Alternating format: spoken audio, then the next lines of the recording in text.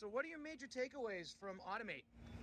Automate was awesome. The first time I was at the show, Detroit was great. It's been a long time since I've been there, but it was really amazing to me how much the collaborative robot space has grown just in the past few years, as far as integrators, accessories, end of arm tooling, as well as collaborative robot manufacturers.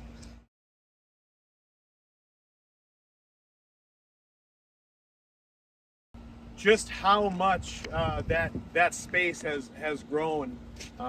Thinking on it, it's really not that much of a surprise to me that that's the case.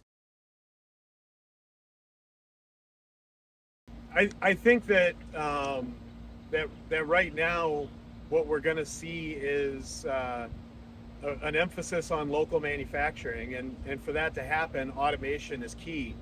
And so much of our industry, when it comes to smaller businesses, you know, implementing a lot of automation can be really daunting and expensive.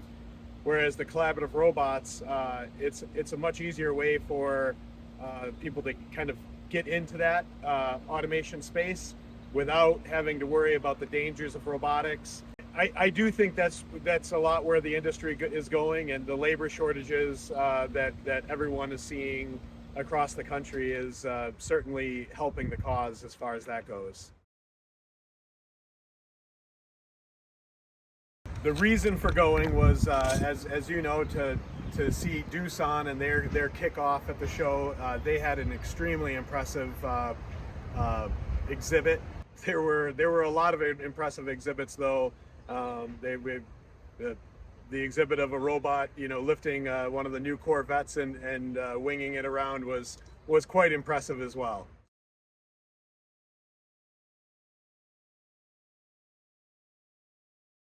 I think really the sky's the limit as far as where we're going to see these robots go.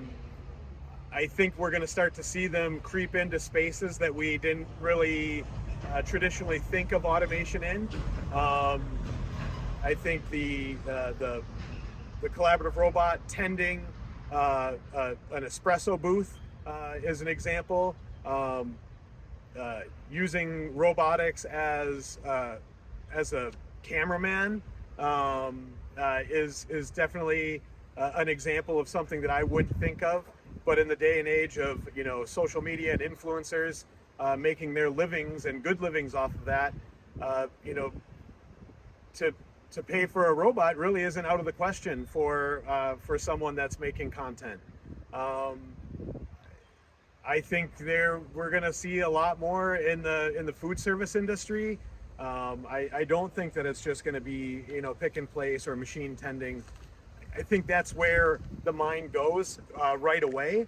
But I even got to meet some new new companies that are developing products to make programming the robots a lot easier for the layman, as far as being able to record movements with wands and make it a lot more adaptable to changing products. So I think that right now, what we saw in a lot of the demos, it's where we're at today. I think that next year or the year after that, when we go back again, we're going to see a lot more applications that probably we hadn't thought of before, but we're going to see it there now.